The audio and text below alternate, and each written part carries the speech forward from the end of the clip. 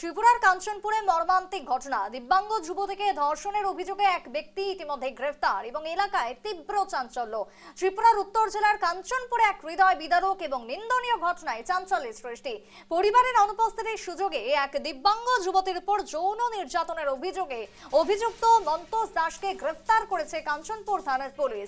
ধৃতের বাড়ি থানাধীন দাসপাড়া এলাকায়। পুলিশের সূত্রে খবর, ঘটনার পরপরই ভুক্তভোগীর পরিবারের পক্ষ থেকে নির্দিষ্ট অভিযোগ দায়ের করা হয় এবং অভিযোগের ভিত্তিতে দ্রুত তদন্তে নামে কাঞ্চনপুর থানার পুলিশ। তবে অভিযুক্ত ঘটনার পর গা ঢাকা দেয় বলে অভিযোগ। পুলিশ তদন্তের ধারাবাহিকতায় অভিযুক্তকে ধর্মনগর থানা এলাকায় ধুপড়িবন্ধ লালছড়া থেকে আটক করে। পরে তাকে কাঞ্চনপুর থানায় নিয়ে যাওয়া হয়। দেখাচ্ছি অভিযুক্তের ছবি। দিব্যাঙ্গ যুবতীকে ধর্ষণ যে অভিযোগে গ্রেফতার ইতিমধ্যে অভিযুক্ত। ত্রিপুরার কাঞ্চনপুরের ঘটনা, মর্মান্তিক ঘটনায় শোরগোল এলাকা জুড়ে।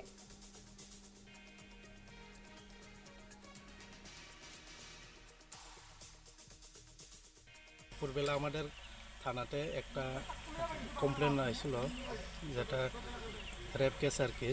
তো ওই কেসের আসামি এখানে ধর্মনগর ডুপিরবন এলাকাতে বাগিয়া রয়েছিল আর কি। তো আমরা সোর্স নিয়ে এটাকে আজকে গ্রেপ্তার করছি।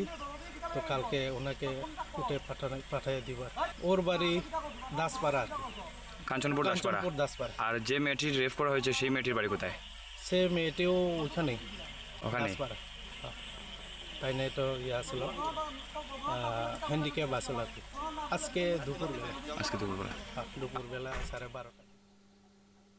পুলিশের বক্তব্য আপনারা শুনলেন। সরাসরি যাব ত্রিপুরা থেকে। কিশোর জুড়ে গেছে এই মুহূর্তে কাঞ্চনপুর থেকে। কিশোর, দিব্যাঙ্গ যুবতীকে ধর্ষণের মতন অভিযোগ, মর্মান্তিক ঘটনায় অভিযুক্ত গ্রেফতার, কি জানতে পারছো?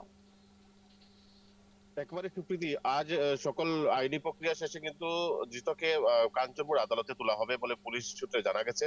এবং ঘটনাটি ঘটেছে মূলত গতকাল, এবং গতকাল সেই দিব্যাঙ্গ যুবতী বাড়িতে একাই ছিল, পরিবারের লোকজন বাড়িতে ছিলেন না।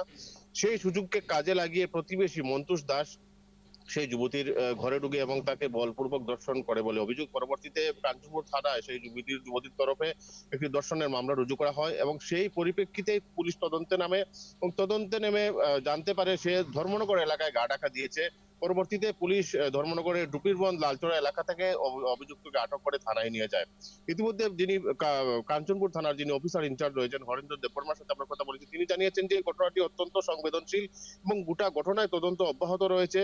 এবং স্থানীয় লোকজনও দাবি তুলছেন যে এ ধরনের নেক্ষারজনক ঘটনা যাতে পুনরাবৃত্তি না ঘটে সেজন্য পুলিশ যথাযথ ব্যবস্থার জন্য গ্রহণ করে এবং সেই অভিযুক্তকে যেন কঠোর থেকে কঠোর শাস্তি প্রদান করা হয়।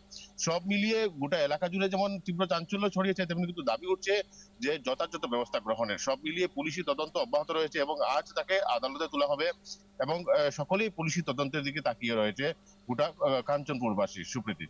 একেবারে তাই কিশোর, ধন্যবাদ তোমায়। নজর রাখো তুমি পরিস্থিতির দিকে। তবে সকলেই উপযুক্ত শাস্তির দিকে তাকিয়ে রয়েছে এবং সেই দাবি তুলেছে। অভিযুক্তের শাস্তির দাবিতে সোচ্চার এখন ত্রিপুরার কাঞ্চনপুর।